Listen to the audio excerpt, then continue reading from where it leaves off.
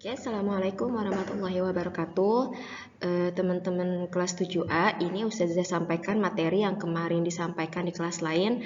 Berhubung hari Jumat itu kita nggak ada pertemuan ya. Untuk materinya mungkin teman-teman sudah membaca di buku paket ya. Ini Ustazah memberikan penjelasan mengenai kegiatan menggambar.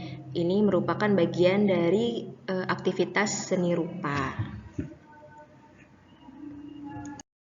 Untuk aktivitas menggambar sendiri, teman-teman kan sudah pernah ya melakukan di tingkat sebelumnya di SD, di TK bahkan ya, dan di SMP pun juga masih melakukan kegiatan menggambar. Mungkin yang membedakan adalah teknik yang digunakan. Nah, ini Ustazah akan menjelaskan beberapa teknik yang bisa digunakan untuk menggambar.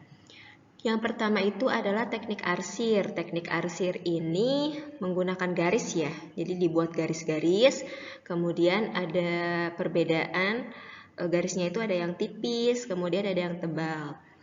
Kemudian teknik berikutnya adalah menggambar perspektif. Dari namanya perspektif ya, itu kan sudut pandang. Jadi gambar ini menyajikan suatu gambar yang dilihat dari sudut pandang mata kita. Kunci dari menggambar perspektif ini adanya titik hilang. Jadi kalau teman-teman mau menggambar perspektif, yang perlu ditentukan dulu adalah titik hilangnya. Misalnya ini adalah dua contoh gambar perspektif, yang sebelah kiri dan sebelah kanan. Yang di sebelah kiri itu menggunakan satu titik hilang. Ini titik hilangnya di tengah-tengah ya, tepat di tengah-tengah. Kemudian untuk yang di sebelah kanan itu menggunakan dua titik hilang, gitu ya. Nanti kalau ada waktu kesempatan kita akan coba belajar menggunakan teknik ini. Kemudian teknik berikutnya yaitu gambar blok atau disebut juga dengan gambar siluet ya. Siluet apa bayangan ya. Jadi ini prinsipnya menggunakan dua jenis warna. Satu warna itu untuk latar belakang atau backgroundnya, dan satu warna itu untuk menggambar objeknya. Kalau dari gambar yang Ustazah tampilkan ini menggunakan dua warna ya, hitam putih. Yang hitamnya itu sebagai gambar objek dan latar belakangnya itu sebenarnya warna putih, cuma memang diberikan penegasan dengan ditambahkan warna hitam juga. Prinsipnya nggak cuma hitam putih ya, bisa menggunakan warna lain, tapi memang dua warna. Kemudian teknik berikutnya adalah teknik dasar atau sapuan. Sapuan ini misalnya seperti teman-teman menggambar pensil ya, mencoret-coret pensil, kemudian pensilnya itu disapu. Nah, hasil sapuan itu memberikan efek gambar seperti yang saya tampilkan di sini. Jadi memang digambar dulu objeknya, baru pewarnaannya atau bagian isinya itu ya digunakan teknik dasar. Berikutnya adalah teknik menggambar linier menggunakan garis, hampir mirip dengan arsir. Bedanya kalau arsir itu bisa tidak beraturan ya, jadi ada bagian yang tipis, ada bagian yang tebal. Kemudian kalau yang arsir itu garisnya bisa berpotongan. Beda dengan linier. Kalau linier ini pola garisnya itu beraturan, jadi satu arah dan tidak ada garis yang saling memotong. Kemudian teknik berikutnya adalah menggambar pointillis. Pointillis ini adalah teknik menggambar dengan dot. Dot itu titik. Jadi digambar dengan titik-titik ya.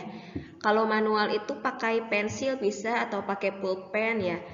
Cuma sekarang ada juga yang menggambar atau pewarnaan itu dengan menggunakan spons. Jadi pewarnaan dengan spons itu pun juga bisa memberikan efek pointillis. Berikut akan Ustazah tampilkan beberapa contoh gaya seni menggambar yang sepertinya banyak digunakan dan diikuti bahkan diminati oleh anak-anak usia sekolah. Yang pertama itu adalah teknik tie-dye. Teknik tie-dye ini sebenarnya lebih ke teknik pewarnaan ya.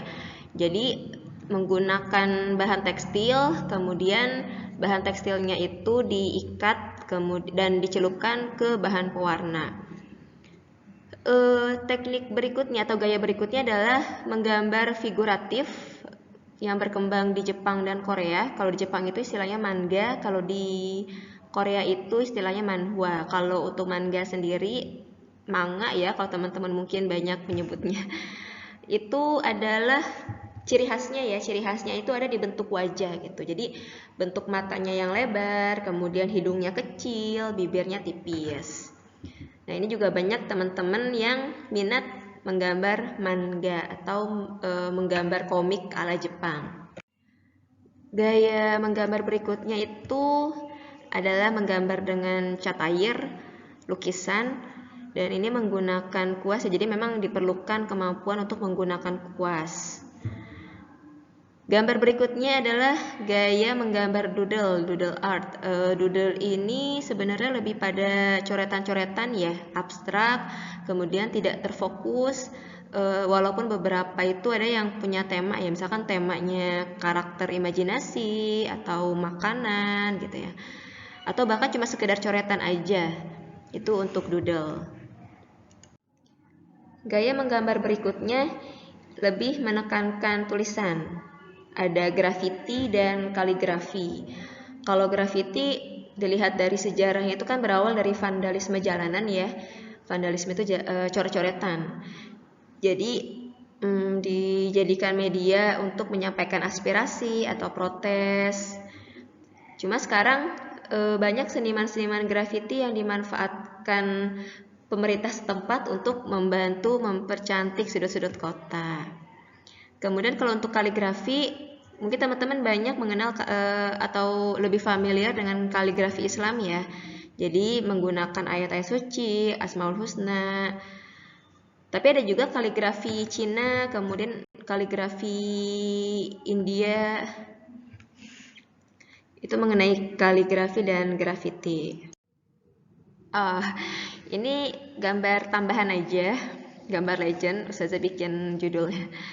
Gambar legend yang pertama itu gambar yang kalau biasanya digambar oleh teman-teman gitu ya, dengan tema pemandangan. 2 gunung, sawah, sungai. Sedangkan gambar yang sebelahnya itu mungkin ini familiar di teman-teman yang pernah nonton SpongeBob ya. Ini hasil karya seni dari Squidward. Alirannya abstrak.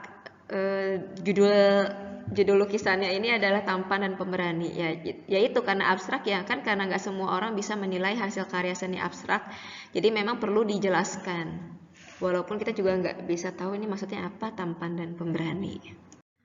Nah, berarti sudah kebayang ya kegiatan kita pekan ini adalah teman-teman menggambar. Menggambarnya temanya bebas, teknik yang mau dipakai pun juga Ustazah bebaskan. Ustazah yakin teman-teman pasti punya kemampuan, biarpun nanti hasilnya mungkin berbeda ya antar satu dengan yang lain. Disesuaikan dengan ketersediaan alat dan bahan yang ada di rumah. Kalaupun ada yang bilang atau merasa Ustazah aku tuh nggak bisa gambar gitu, anggap aja ini sebagai kegiatan untuk melatih otak kanan.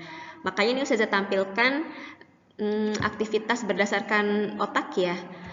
Kalau kegiatan seni, menggambar, imajinasi itu memang adalah kerja otak kanan. Oke, selamat berkreasi, semangat. Terima kasih atas perhatiannya. Assalamualaikum warahmatullahi wabarakatuh.